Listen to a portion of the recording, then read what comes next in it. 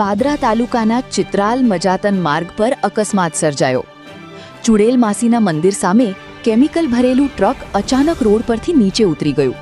સદનસીબે આ અકસ્માતમાં કોઈ જાનહાનિ થઈ નથી. સ્થાનિકોના જણાવ્યા મુજબ ટ્રક ચાલક નશાની હાલતમાં હોવાનું જાણવા મળ્યું હતું. ઘટનાને લઈને વિસ્તારમાં ભારે ચર્ચા જાગી છે. પાદરા તાલુકાના ચિત્રાલ મજાતન માર્ગ પર અકસ્માત સર્જાયો.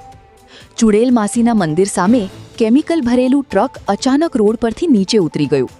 સદનસીબે આ અકસ્માતમાં કોઈ જાનહાનિ થઈ નથી.